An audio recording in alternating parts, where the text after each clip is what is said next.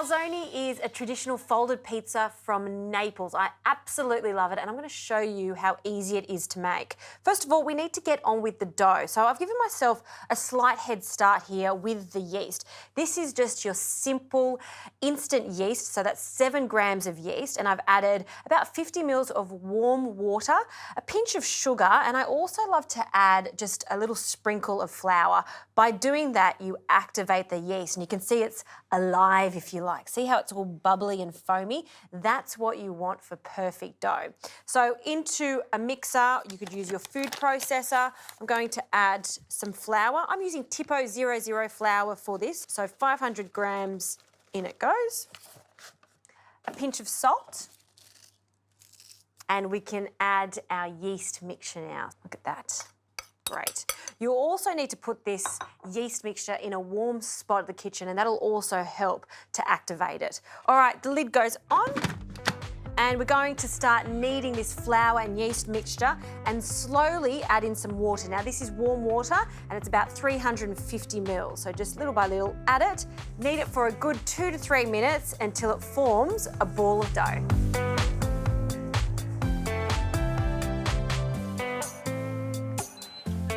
Okay, this dough is looking good. Yep, nice and soft. It's slightly stickier than a usual dough, but that's okay. That's what I want for my calzone. Now it needs to rest. So I'm just going to place this into a bowl. I prefer to put this into a bowl so it can just be put away and double in size. A little oil, I'll just brush that around. Great. And then in with our dough. Now this does need to rest for at least 1 to 2 hours in a warm spot, and do cover it with some Glad wrap.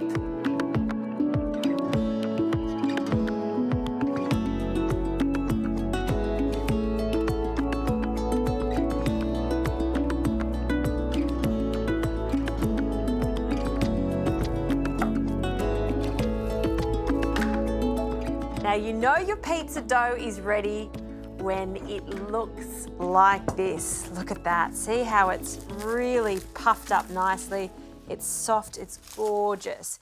Now you can cook this in the oven, or I really want to try to emulate a pizza oven. So that's why I'm going to be cooking my little calzones in my easy fry extra large. So to make this, we're just going to knock this dough back just like this. It's almost a shame to do that, but it will be worth it at the end. So just scrape it off, and before we place it onto our board, just sprinkle over some fine semolina and a little flour if you like. Okay, on it goes. Now depending on how big you want your calzone, you can make this into 2 large ones, or I'm going to make them into 6. So we'll just cut that in half, and each of these halves into 3, even portions would be good. Okay, see how sticky it is? That's fantastic.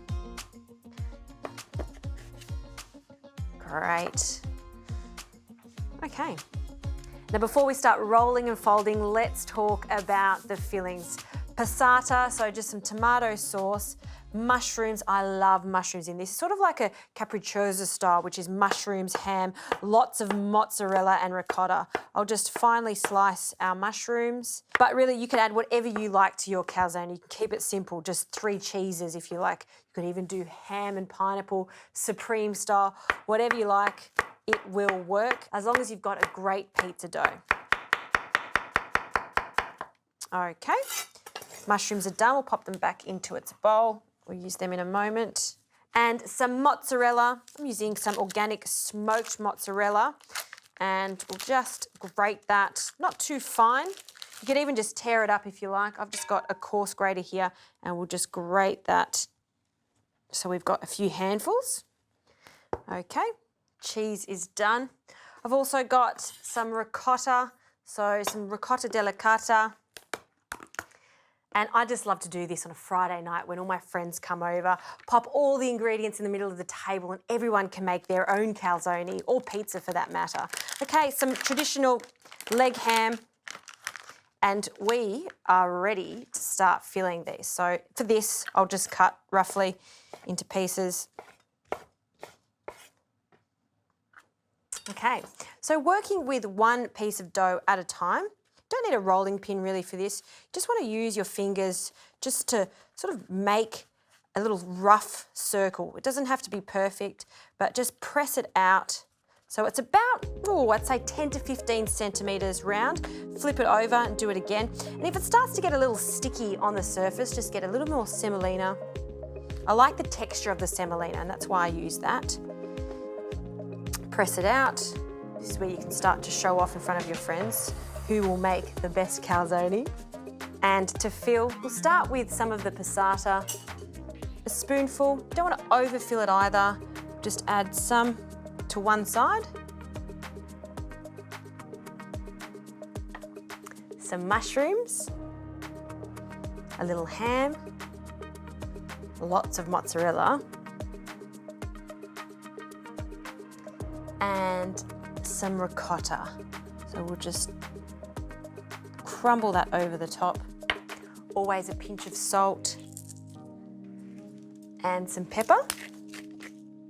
And I will add some oil just to the top of this. So to do this, just like any turnover or a pasty, we'll fold it into a half moon shape. And I like to just crimp this, so press down and fold over your index finger. By doing this, we're getting that crimped finish and sealing all of our filling. Fantastic, happy with that. Place this on a piece of baking paper, just so it's easy to move around. And we'll add a little more of the passata. This is just traditional, so I just like to keep with that theme. Over the top, a little drizzle of oil, and that's the first calzone made. So I'm gonna make a few more of these and then we'll get cooking.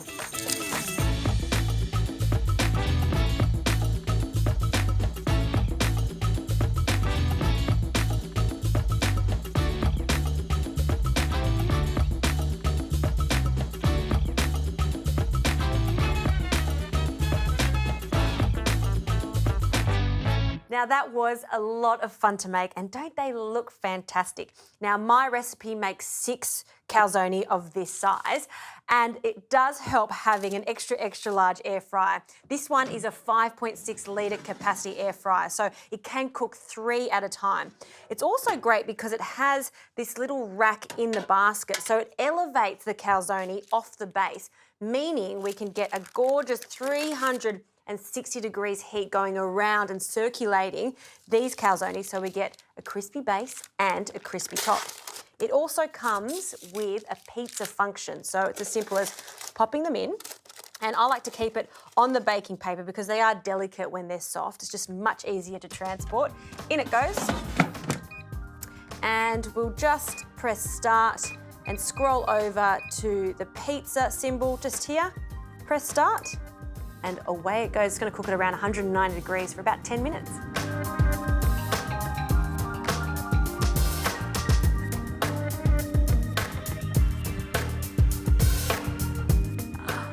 Calzone is ready. I've been waiting patiently next to the air fryer because this is the moment that everyone waits for. Opening, and ta-da! Look at that. I'm so pleased with the results. See how puffy they are, golden on top. The tomato passata has cooked, but that's how it's supposed to be. It's completely fine. And we're just going to take them out. Ooh, they're piping hot. Look how puffy they are. I just love cooking in air fryer. The results always work, and you'll see that the bottoms are going to be crispy too. Okay, take that one out. And to serve these, we'll take them off the paper now, and we'll just pop them onto a plate. I do want to open one up so you can see how great it looks.